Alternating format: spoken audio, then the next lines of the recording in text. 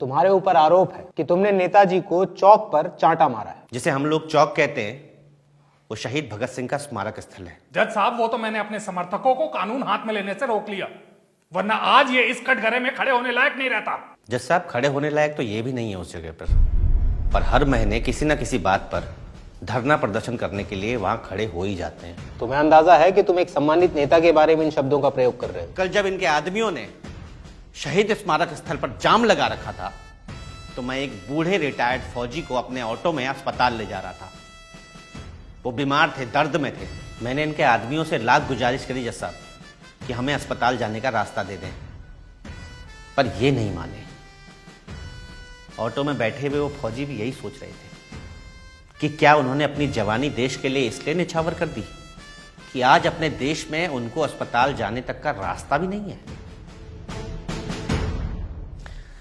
मुझे कोई दिक्कत नहीं है जज साहब, ये हड़ताल करें, धरने करें, जो करना है वो करें, पर शहीदों के स्मारकों के सामने ना करें।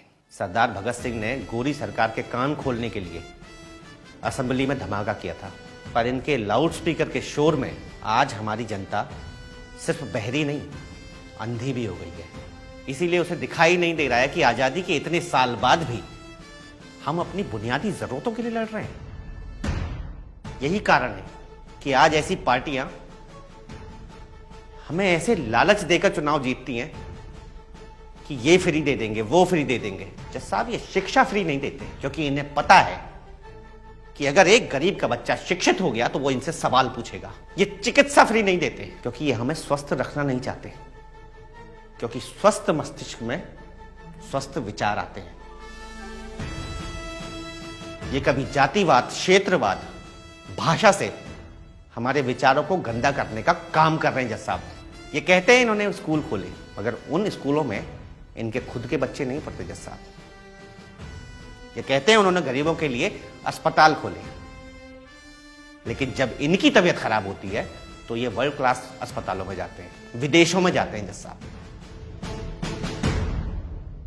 जज साहब, हमें एक और 15 अगस्त की जरूरत है जिसमें हमें आजादी चाहिए ऐसे नेताओं से जो देश हित की नहीं, सिर्फ अपने हित की सोचते हैं। जज साहब, मेरी बस इतनी गुजारिश है, मुझे जो सजा देनी हो दीजिए, पर हमारे देश के शहीद स्मारकों पर ऐसे नेताओं और इनकी पार्टियों को कोई प्रदर्शन करने की अनुमति ना दें। इनकी राजनीति सिर्फ इनके अपने हित के लिए है, हमारे हित के लिए तो बिल्कुल नहीं है।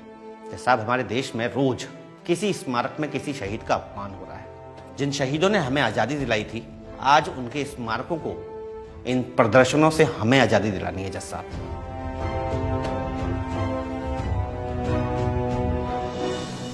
तुम्हारा नाम भी तो भगत सिंह है जज साहब, पढ़ा लिखा हूं, पर कभी आरक्षण के चलते और कभी रिश्वतखोरी की वजह से नौकरी नहीं लग पाई।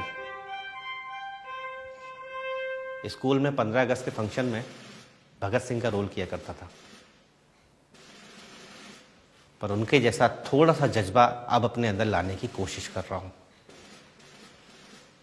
धर्म, जातिवाद, क्षेत्रवाद में जिस जनता को इन्होंने फंसा दिया है, उस जनता को आजादी का सही मतलब बताने के लिए मैंने ये धमाका किया।